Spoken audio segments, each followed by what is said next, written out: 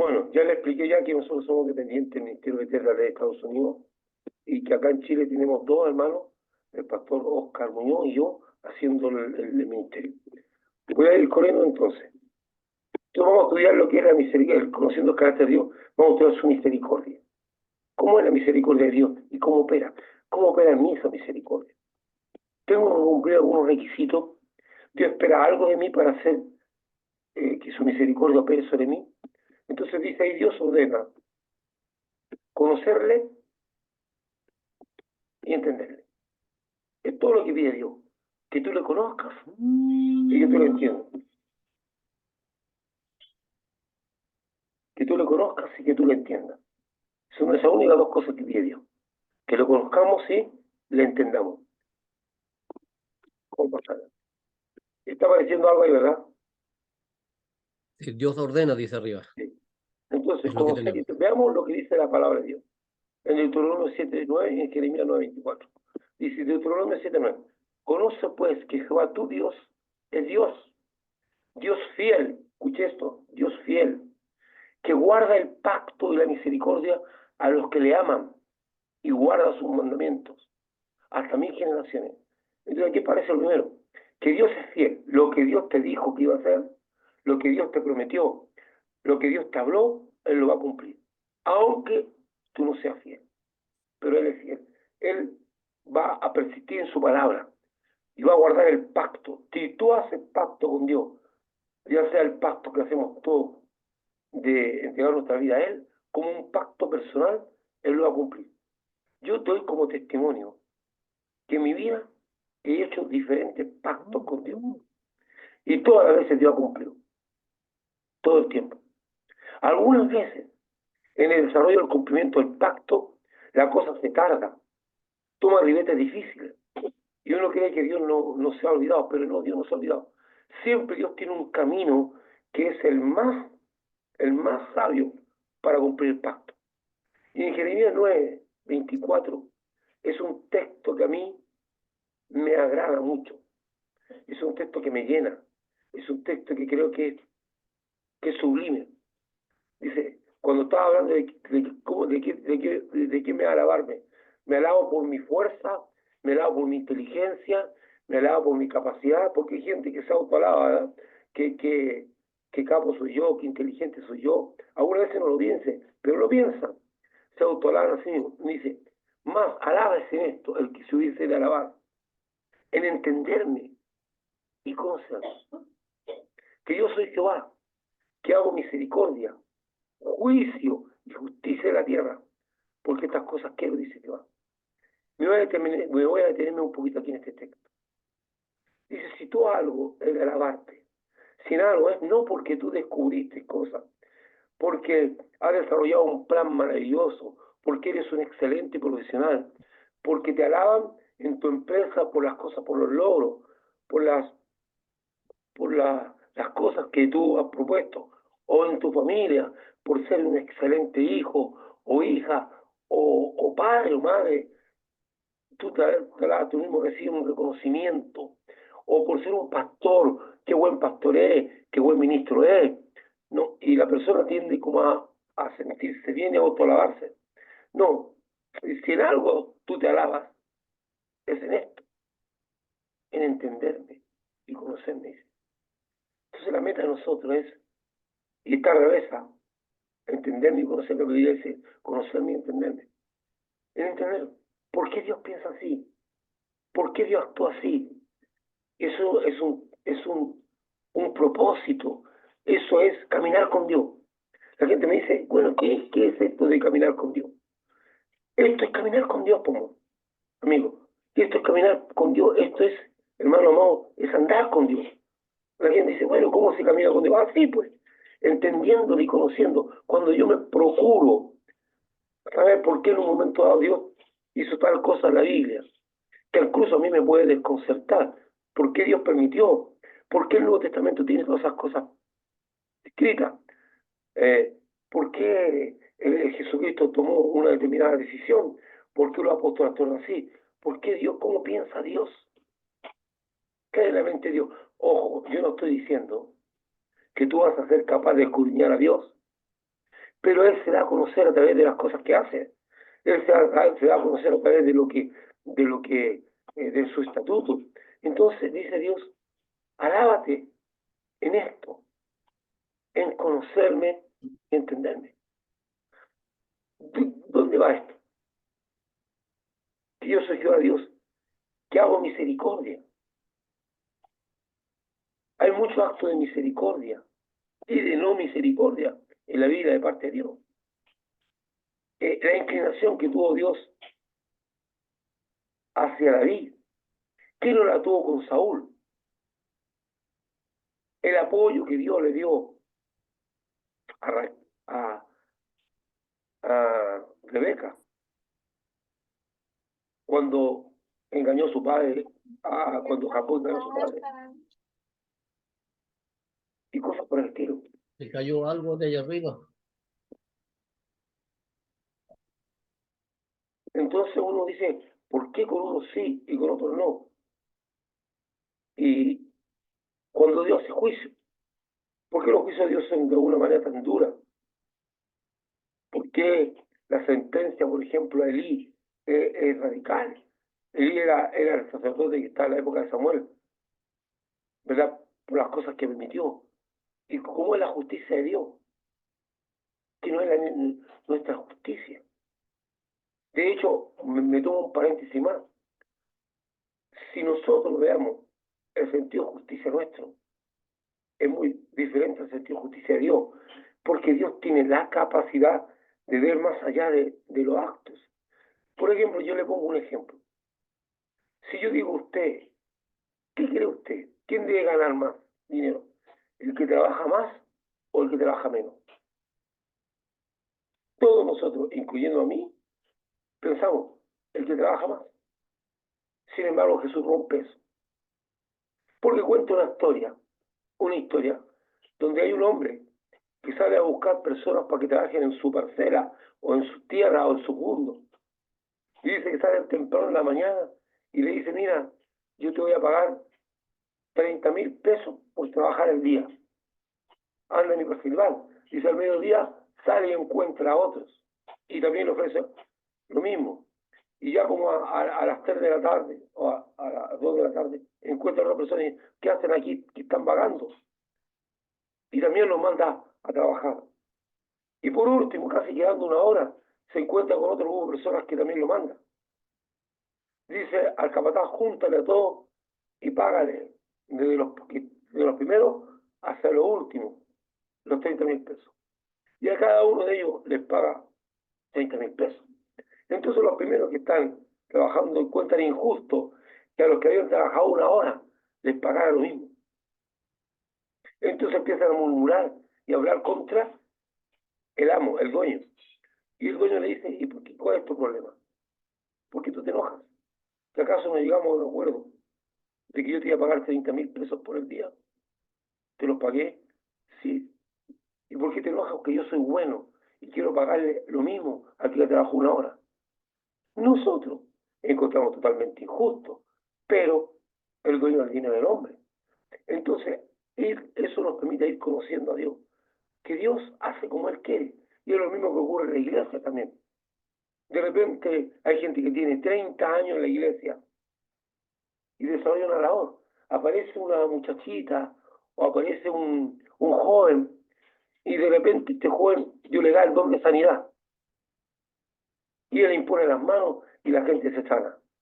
Y empiezan a murmurar los viejos, ¿cómo es posible que esta recién llegada tenga ese don? Yo que tengo 30 años en la iglesia no lo tengo. Es que Dios hace como Él quiere. Por eso el sentido de justicia de Dios no es tu sentido de justicia. Por eso es necesario conocerle y entenderle para evitar esas frustraciones. Entonces dice, alábate no en lo que tienes, no en lo que tus logros, sino alábate en conocerle y entenderle. Hay gente que de repente tiene contradicciones con Dios. ¿Por qué pasan estas cosas? Porque no se preocupa de conocer y entender a Dios. No procura saber qué es lo que hay en la mente de Dios. ¿Por qué Dios está actuando así? Conocer y entenderte te va a hacer crecer. Dice, alábate en esto, el que subiste a hablar, en entenderme y conocerme que yo soy Jehová, que hago misericordia, Él hace misericordia. Dice, juicio y justicia en la tierra. Porque otra cosa que o sea, la actividad de Dios, no se refiere a hacer misericordia, juicio y justicia. Dios está haciendo misericordia, aunque tú no lo veas.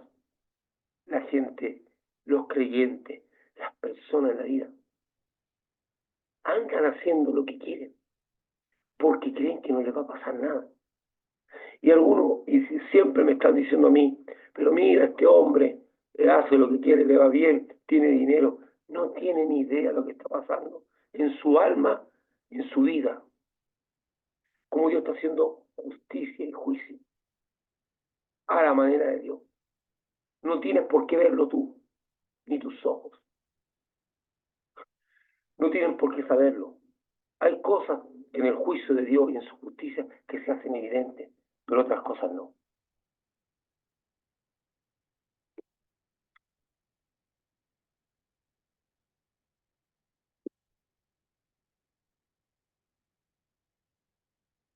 Ignorar, no entender los atributos, las leyes, los mandamientos, los principios y demás aspectos de la persona de Dios trae consecuencias. Si yo ignoro o no entiendo y no ando desorientado en la vida, hermano, hermana, este mundo está bajo el control de Dios. Pasan muchas cosas, aún las que usted ve en desastre, que Dios está permitiendo o está dentro del plan de Dios. Entonces, ¿qué es lo que produce eso?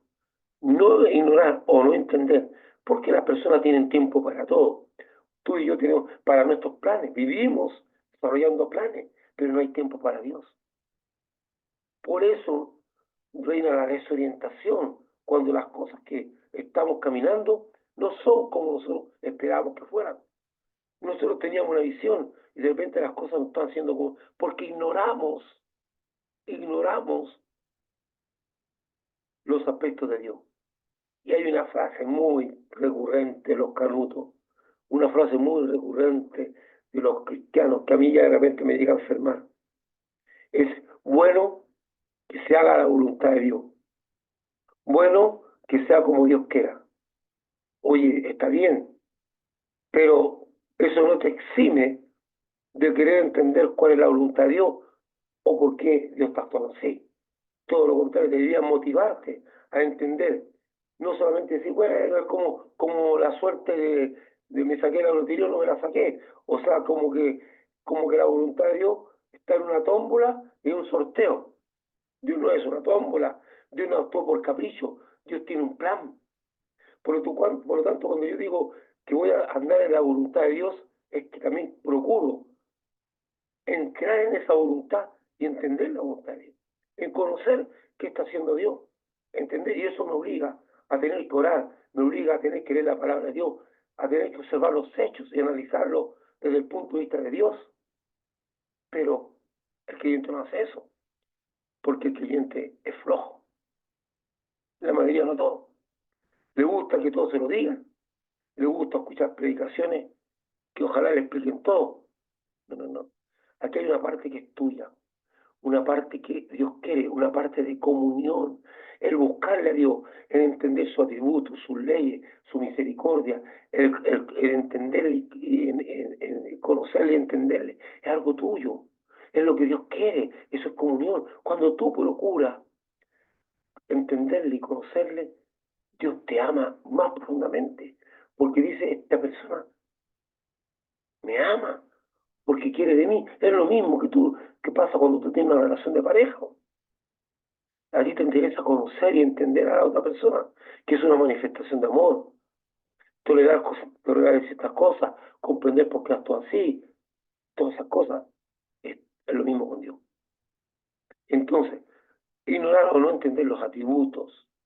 Los atributos son aquellas cosas propias de Dios, de su naturaleza, como el amor, como la misericordia, como ser omnipresente, omnisciente y todas esas cosas. Sus leyes, sus mandamientos, sus principios. ¿No? Cuando yo ignoro, nos lleva a vivir. ¿Qué pasa cuando yo ignoro los atributos, las leyes, ignoro a Dios? nos lleva a vivir vidas pobres. Ojo, en la vida y en el mundo, en nuestra vida, siempre hay momentos de satisfacción. Compartir con algunos amigos, algunos que van a una fiesta, el hecho de tener una relación amorosa, todo eso nos produce cierta satisfacción. Pero son momentos. La vida no se determina por momentos, sino por propósito. Propósito. Y el propósito es la culminación de toda una trayectoria. Entonces, ignorar todo lo malo lleva a tener vidas pobres, menesterosas. ¿Qué significa necesitar? Vivimos en constante necesidad, tanto material, muchas veces, como espiritual, sin recursos internos, débiles. Nos debilitamos. Y debilitar no tiene que ir con algo físico, sino que nuestro carácter se debilita, nuestro ser se debilita, y no tenemos recursos para enfrentar los desafíos y la adversidad de la vida, o se nos hace muy difícil, o entramos en estrés o enfermedad, basada en falsas expectativas. Nos lleva a vivir vidas basadas en falsas expectativas. Las falsas expectativas son las que llevan a la depresión. La depresión tiene su fundamento en falsas expectativas. Lo que yo esperaba y lo que yo no ocurrió me frustró. Fue lo que llevó a Elías al estado más depresivo que puede tener un ministro. Cuando tuvo ese encuentro con la gente que seguía a Baal y hizo descender el fuego del cielo, y él creyó, tenía la expectativa de que el pueblo entero se iba a volver contra con Dios y que iban a buscar a Jehová, cosa que no ocurrió, porque cuando llegó a Samaria se encontró con un cartel que decía: se busca a Elías vivo o muerto. Y Isabel había puesto precio por su cabeza. Y como no vio que el pueblo, después de ver los tremendos milagros de ver descender el fuego del cielo y consumir el holocausto, no ocurrió eso, entró en depresión. Depresión. Las falsas expectativas nos llevan a la depresión. Pero cuando conocemos a Dios y caminamos con Dios, andamos en las expectativas de Dios y no en nuestras falsas expectativas, etcétera. Entonces, el no considerar lo que anteriormente ya hemos dicho,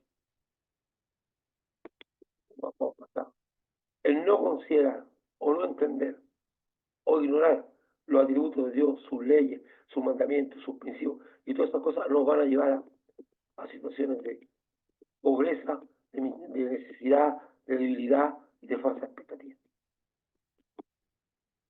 El desconocimiento o el mal entendimiento de la persona de Dios y su carácter hacen imposible el completo cumplimiento de su verdad. No se puede cumplir su verdad. Estamos hablando de tu vida, de mi vida, no del mundo, no de la sociedad. Esto va a ti, va a mí. Porque los creyentes tienen la tendencia a mirar la forma global. No, lo que interesa es tu vida, lo que interesa es lo que Dios puede hacer en ti, no en la sociedad. El mensaje de Dios es personal, la salvación es personal, Dios tiene una relación personal. Tú, lo he dicho muchas veces, Dios no toma ni elige a grupos de personas para realizar una tarea, llama a personas particulares, te llama a ti. Jesucristo vino a dar a conocer al Padre. Juan 1:18 y Juan 4:17, vamos a leerlo. Juan 1:18, a Dios nadie le dio jamás. El unigénito Hijo que está en el seno del Padre, Él le ha dado a conocer. Esto es súper importante lo que dice ahí. Jesucristo no es un ángel. ¿Usted está de acuerdo con eso, verdad? Jesucristo no vino del cielo. Los ángeles vienen del cielo. Jesucristo vino del seno del Padre. Jesucristo no salió del cielo. No es una creación. Él es un creador. Entonces la gente dice, cree que Jesucristo es como un ángel. No, Jesucristo salió del seno del Padre. Dice, el unigénito Hijo que está en el seno del Padre, Él le ha dado a conocer. Jesucristo no es una creación. Jesucristo salió del seno del Padre. Entonces, ¿quién dio a conocer al Padre? Jesucristo. Juan 14 dice, si me conocéis a mí, conocéis también a mi Padre, conoceréis. Y de ahora me conocéis y le habéis visto. Recuerde usted la conversación que tiene con Felipe. Felipe le dice, Señor, muéstranos al Padre, estoy pagado, es todo lo que aspiro. Jesús le dice, tanto tiempo que estoy con vosotros, Felipe, y aún no me habéis conocido. El que me ha visto a mí, ha visto al Padre. Entonces, son cosas importantes que nosotros debemos tener en cuenta. Muy, pero muy importantes. Entonces, dentro de las cosas que nosotros podemos tener es que si queremos conocer a Dios, dice, bueno, pastor, si Dios dice que debo conocerle y entenderle, ¿cómo le conozco y cómo le entiendo? Entendiendo a Jesús, cómo actuó. Por eso yo te quise dar a conocer esa historia del hombre que sale a buscar trabajadores, porque el sentido de justicia de Dios no es tu sentido de justicia. Por eso es cuando la gente en la iglesia se irrita cuando una jovencita o un jovencito recibe un don de sanidad o algún don de estos extraordinarios y una persona que tiene 30 años no lo ha recibido, porque la justicia de Dios es diferente. Entonces, ¿qué yo hago ahí? Alegrarme, gozarme, porque yo también tengo mi porción con Dios. A mí también Dios me dio algo que a lo mejor yo no lo conozco porque no me he preocupado de conocerlo y no lo valoro y no lo entiendo. En el reino de Dios no hay cabida a la envidia. No hay porque a cada uno se le ha dado lo que Dios ha querido. Y cada hombre y cada mujer es importante en lo que hace. No hay ministerios mayores ni menores. Servicios más que agradan más a Dios. Todos son importantes. Un día vamos a ver el tremendo engranaje de Dios. Lo que nos correspondía hacer a nosotros y que a lo mejor miramos al menos. Y vamos a descubrir cuán importante es. Miren, yo siento un respeto, un agradecimiento, una consideración tan grande hacia aquellas personas que nos retiran el aseo en nuestras casas. Siento que el trabajo que hacen ellos es tan importante para mi bienestar, para mi salud. Cuando les veo que retiran la basura, me están haciendo un tremendo favor, un tremendo. Yo digo, si esa gente no estaría, como alguna vez cuando han habido huelga de ellos, la basura por todos lados, se hace imposible casi andar por la ciudad. Aparecen las ratas, aparece, todo es horrible. Ellos hacen un trabajo tan grande y no siempre tan apreciado. Son tan importantes para la sociedad que muchas veces la sociedad no los valora como debe ser. O sea, en este engranaje social, el trabajo que hacen ellos, muchas veces no bien mirado y despreciado, es sumamente importante. Lo mismo va a ocurrir cuando Dios te muestre el trabajo, la labor que te dio, que a lo mejor tú no la miraste a bien, o no le diste importancia, o sencillamente no la ejerciste porque no te interesó lo importante que era. Que a los ojos tuyos a lo mejor no lo es. En el reino de Dios no hay cabida a la envidia. No hay. Cada uno tiene una porción, cada uno tiene una labor que cumplir, cada uno tiene algo importante que hacer. Por eso, Pablo, en una manera excelente, dice que los miembros más despreciados los vestimos con más dignidad.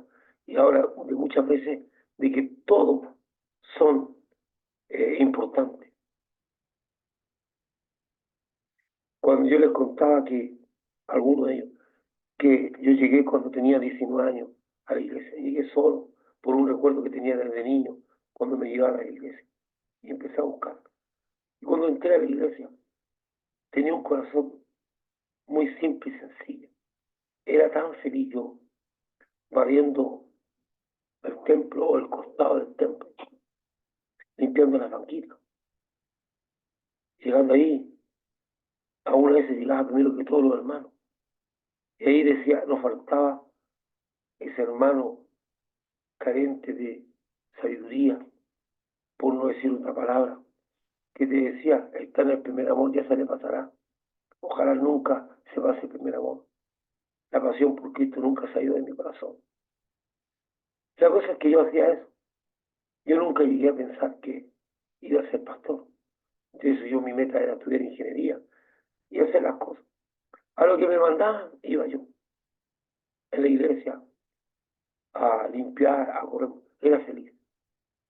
Pero como dice Dios en su palabra, si en lo poco me eres fiel, en lo mucho te pondré. A Dios le pareció que yo tuviera que llegar a ser un hombre que pastoreara a sus ovejas, porque las ovejas son de Dios, no mías. Y eso es un misterio, no más importante que cualquier otro misterio.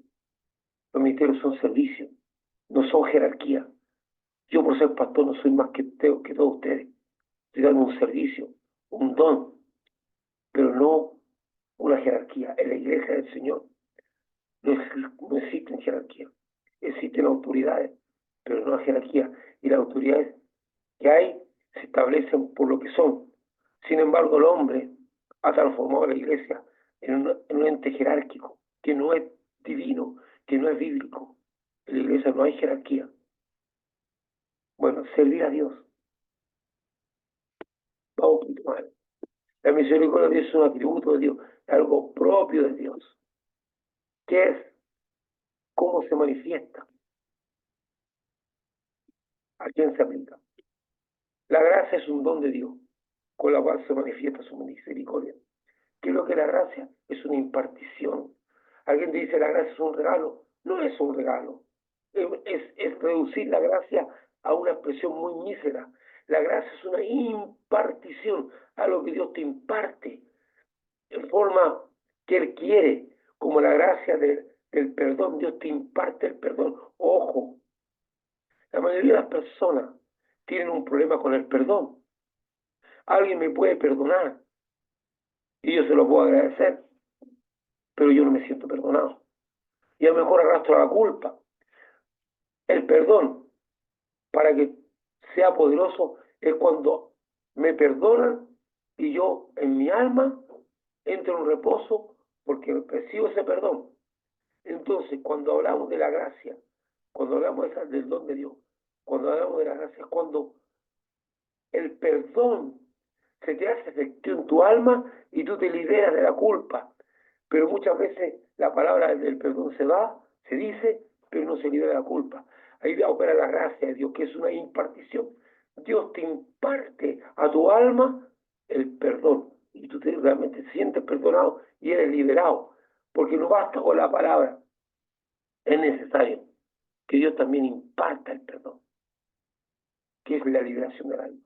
Porque una persona, hay personas que a cada rato están buscando perdonar y están pidiendo perdón a alguien.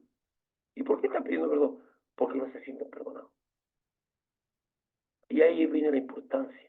La gracia de Dios es una impartición, no un regalo. Es una impartición, algo que se imparte a tu alma y te libera. Eso es importante porque ya la Biblia dice que Dios da gracia a los humildes y resiste a los soberbios. Y en mi vida, caminando con el Señor, me he dado cuenta que hay mucha gente que tiene apariencia de humildad, pero es muy soberbia. Por eso no consigue cosas. La gracia es una impartición de Dios al hombre de tal manera que éste recibe y hace efectivo sobre su alma el perdón de Dios a sus pecados y se llena de una profunda convicción que es hijo de Dios. Es una impartición. Cuando yo dije que la gracia no era un regalo, casi me crucificaron. Ahí se anduvo diciendo en un montón de iglesias que yo había negado la gracia, hasta que pudieron entender que no, la gracia es una impartición, hermano, es más que un regalo. En reducirla a un regalo es algo mismo, es una impartición. La gracia es una impartición de Dios al hombre, de tal manera que éste recibe y hace efectivo en su alma el perdón de Dios a sus pecados y se llena de una profunda convicción que es un hijo de Dios. Es liberado de la culpa. Atributo dice relación a lo que es propio de su naturaleza. La gracia es una impartición. El atributo es algo propio de la naturaleza de Dios. O sea, Dios es amor. Dios no tiene amor. Dios es amor. Dios no es luz. O sea, Dios es luz. Dios no tiene luz. Él es luz. Esos son atributos por la naturaleza de Dios. Nosotros tenemos amor, pero Dios es amor. Nosotros podemos andar en luz, pero Dios es luz. Entonces, los atributos es algo propio de la naturaleza de Dios. La misericordia es algo propio del ser de Dios. Dios es misericordioso, como lo es la luz, como lo es el amor. Dios es misericordioso.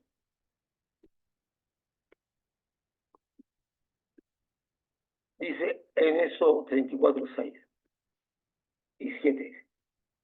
Porque después que Moisés tuvo su experiencia en el monte Sinaí, dice, y pasando Jehová por delante de él, proclamó: Jehová, Jehová, fuerte, misericordioso y piadoso, tardo para la ira y grande en misericordia y verdad, y que guarda misericordia a millares, y que perdona la iniquidad, la rebelión y el pecado. Toma eso para ti, lo tomo para mí, y que de ningún modo tendrá por inocente al malvado, que visita la iniquidad de los padres sobre los hijos y sobre los hijos de los hijos, hasta la tercera y cuarta generación.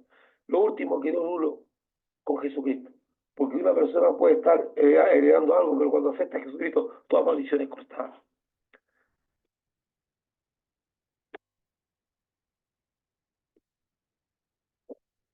Vamos a ver una nota.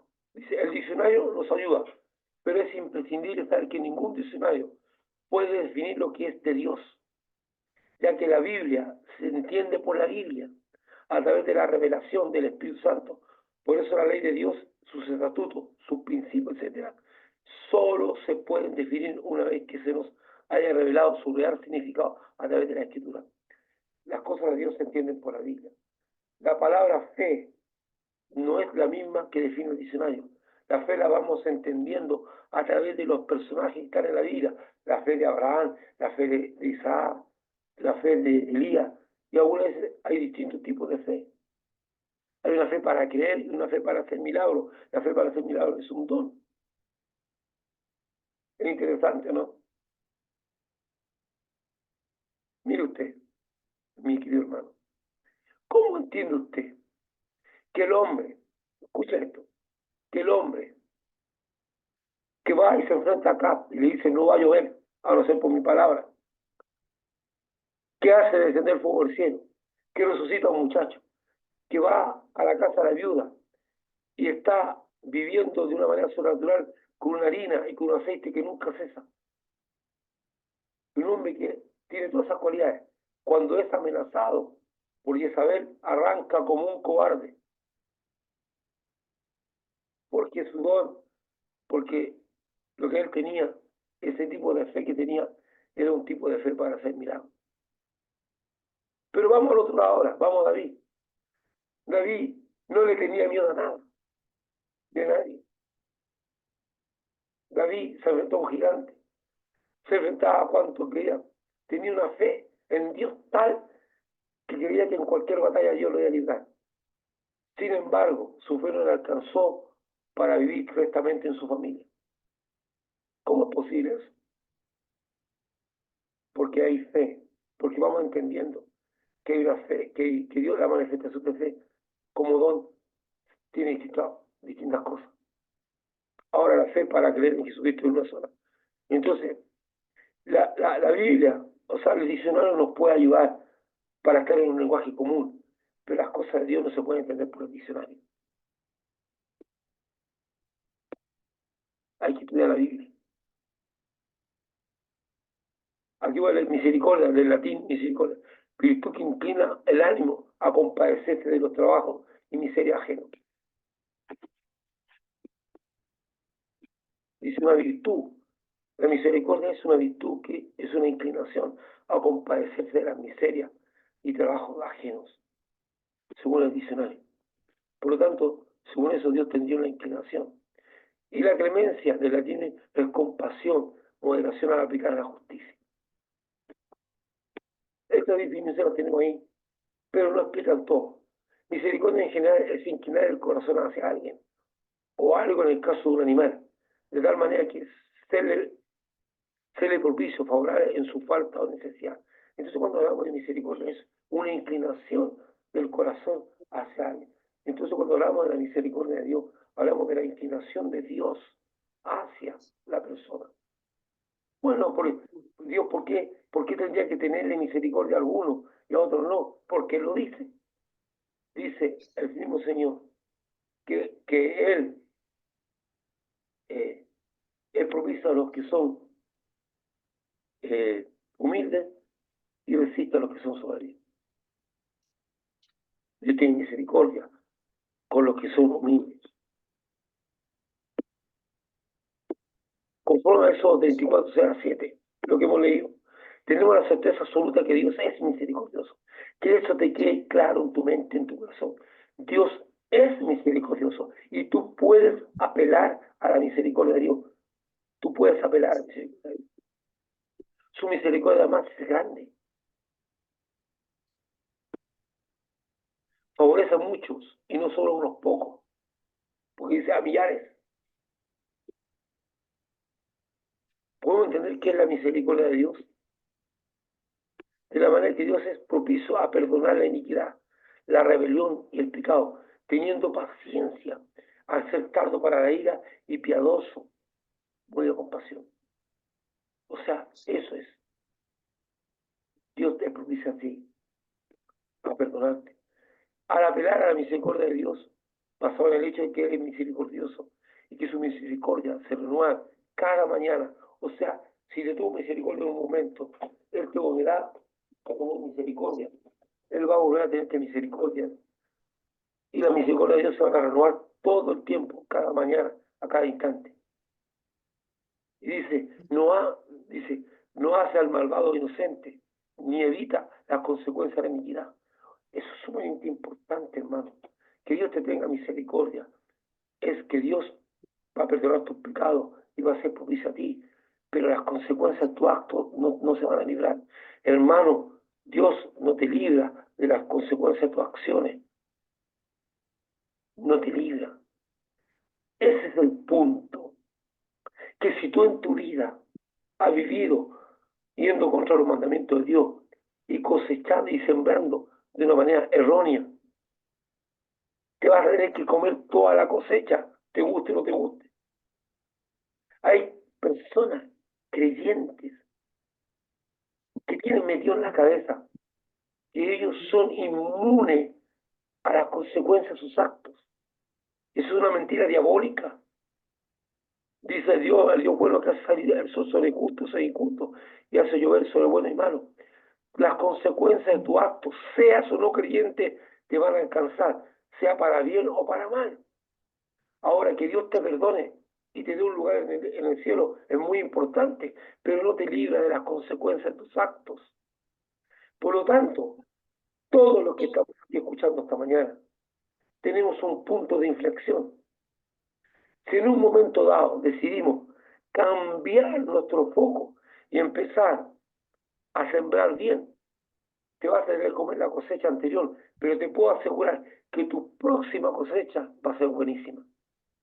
Porque en un momento dado tienes que parar y decir, yo aquí de aquí en adelante voy a considerar los mandamientos, los principios, la ley de Dios, para andar en él, voy a tener una relación con Dios. Entonces, tu próxima cosecha, por seguro, que va a ser buenísima. Pero eso no significa que vas a tener que estar comiéndote la cosecha de ahora. Ahora, mira esto que es interesante. ¿Por qué las consecuencias de nuestro acto se comparan a una cosecha? Bueno, Dios. Porque cuando tú siembras tomate y sacas tu tomate, te los comes todo. Y una vez que te los comiste todo, se termina, no hay más. Tienes que volver a sembrar para volver a cosechar.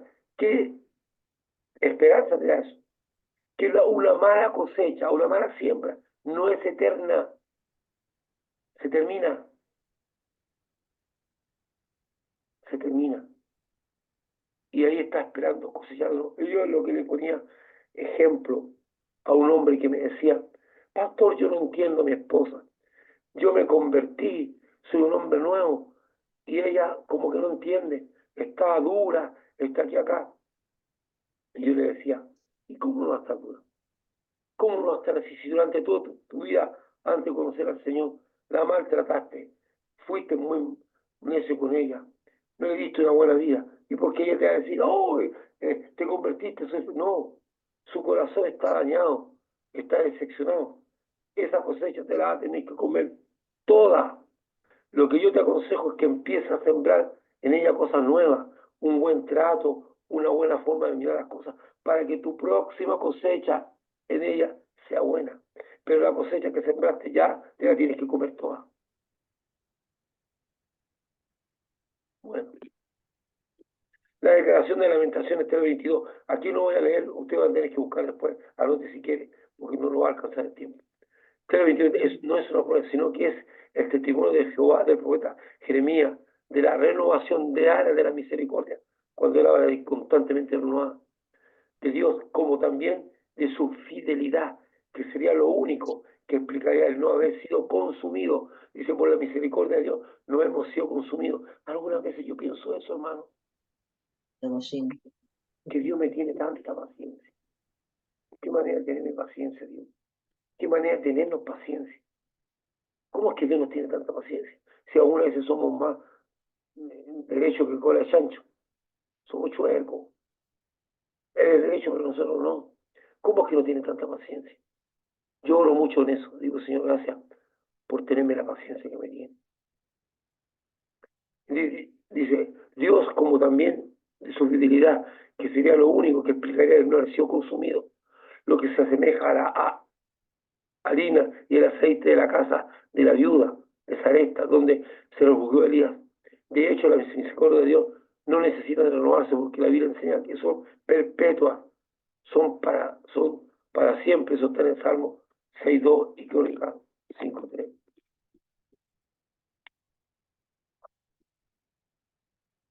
Primero, Dios establece su misericordia. ¿No? Dios establece su misericordia, se aplica conforme a condiciones que él mismo establece. Primero, se aplica a los que aman y guardan sus mandamientos.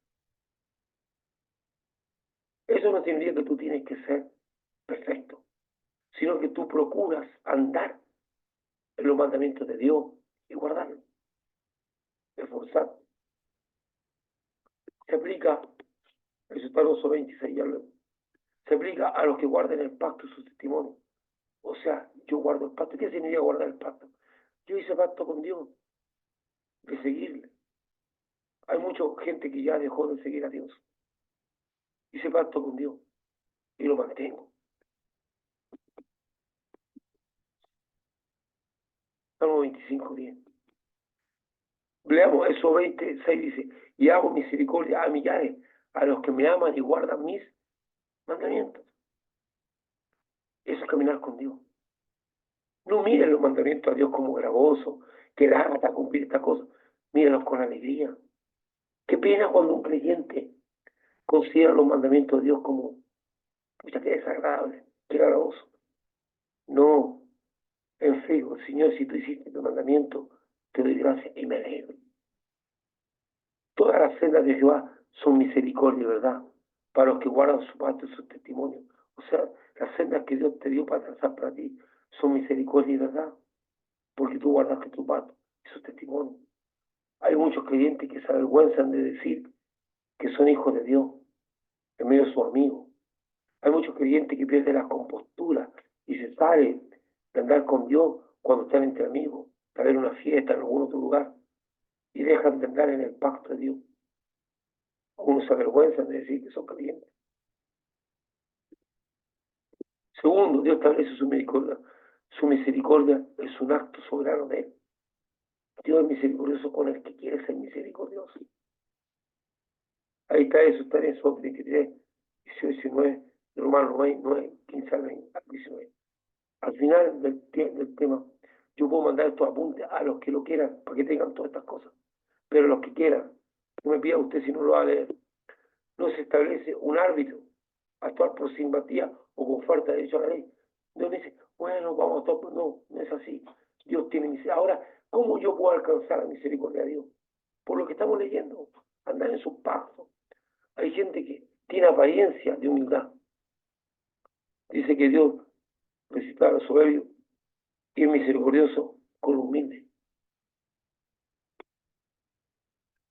Se establece un principio, la misericordia es activada por la prueba de misericordia. Tengo misericordia del que tengo misericordia.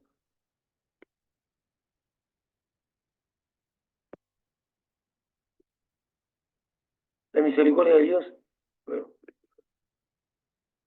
eso está en Oseas 6:6, Mateo, no tengo mucho tiempo para leerlo, pero le voy a mandar el apunte. Misericordia quiero y no sacrificio. Misericordia quiero y no sacrificio.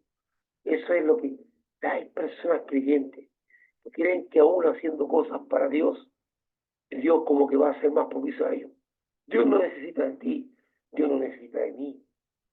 Sin un acto de que yo hago, es un acto de amor. Por eso, hermano amado, la Biblia insiste que dice, todo lo que hagáis, hacerlo como para el Señor. Que mi motivación del corazón no sea por agradarle a Dios como hacen algunas personas en su trabajo, algunos espinitas y otros más, que hacen cosas como para ganarse el favor del jefe. Pero si no fuera jefe, no harían nada por ellos. Sin embargo, a nosotros se nos dice, todo lo que hagáis, hacerlo como para el Señor. Ya sea que sea para una persona que no tiene con qué retribuírmelo, o una persona que sí tiene con qué retribuírmelo, con cualquier persona, todo lo que yo haga, lo hago para el Señor. Y eso ha sido la pretensión que tengo en mi vida. Muchas veces incomprendida. Y para Samuel, ¿por qué tú haces esto por esta persona? Es porque lo hago como si fuera para el Señor. Y algunas veces, entendiendo que esto es así, me tomo más tiempo porque no me gusta que las cosas queden a medias, que las cosas queden mal hechas. Hay momentos en que hay gente que, hay maestros, por ejemplo, carpinteros, que si la persona es pobre, no le hace la pega bien, porque paga poco, o porque no reclama, o porque no sabe. No todo lo que hagáis, todo lo que hagáis, hacerlo como para el Señor.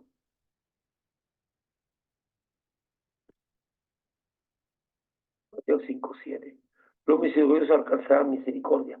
Mira, Dios te abre una puerta. No, dice, si tú eres misericordioso, vas a alcanzar misericordia. O sea, hay un camino que te lleva a la misericordia de Dios. Él tiene misericordia del que tiene misericordia, pero hay unas puertas muy grandes.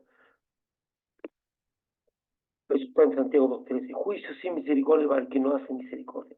Juicio sin misericordia para el que no hace misericordia.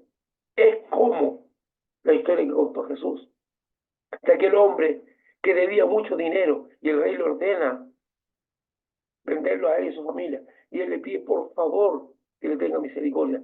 Y el rey, movido a misericordia, perdona su deuda. Sin embargo, el hombre, sabiendo que ha sido objeto de la misericordia de Dios, saliendo del palacio del rey, toma a un conciudadano que le debía muy poco, lo agarra por el cuello y no tiene ni una gota de misericordia con ese ciudadano, siendo que él había sido sujeto a una tremenda misericordia de parte del rey. ¿Qué ocurrió? Que el rey ya pues no le tuvo misericordia, porque él no tuvo misericordia. Cuando tú no tienes misericordia, no esperes misericordia. Cuando tú no eres misericordioso, no esperes misericordia de Dios. Porque dice, juicio sin misericordia para el que no hace misericordia. Hay personas que tienen una doble estándar. La ley del embudo. La parte ancha para ellos y la angostita para los otros. Tercero, Dios establece cómo entrar y ser restituido en su misericordia. La actitud frente al pecado, proverbio, cuando nosotros rechazamos el pecado. Reconocerle y no encubrirlo. Nosotros no podemos encubrir el pecado, tenemos que reconocerlo. Dios misericordioso cuando tú reconoces el pecado y no lo encubres. Cuando tú lo confiesas el pecado ante Dios. Pero Dios sabe, no, Señor, adulteré, Señor, mentí, Señor, robé, Señor. A alguna gente le cuesta pensar que está sola. Apartarse. El que confiesa se aparta alcanzará misericordia. Tercero, Dios establece como entrar, bueno, perdón, confesión. Isaías, ya hay varios textos. Conversión es volverse. ¿Qué es lo que es conversión? Yo voy en un camino y digo, no, me doy la vuelta porque ese camino me lleva a la perdición. Hay gente que le gusta dar ese camino, verdadera y quebrantada, sin actitud religiosa. Usted sabe que la religión es pura mentira, de corazón. Dar el paso de fe confiadamente, de acercarse al trono de la gracia para alcanzar esa misericordia. Sin acercamiento al trono de la gracia, a la comunión personal e íntima con Jesucristo, todo puede ser engañoso, religioso y humano, engañosamente carente del conocimiento de Dios que permite tener éxito absoluto en alcanzar y apropiarse de la misericordia de Dios. Aléjese de la religión, aborrezca la religión. Esto es relación, no es religión. Las iglesias están llenas de religión, están llenas de tradiciones. Esto es Biblia, esto es relación o intimidad con Jesús.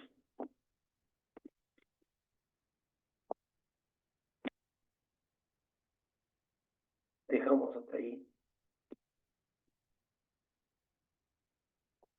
Entonces, eso sería lo que yo le tendría para exponer hoy día.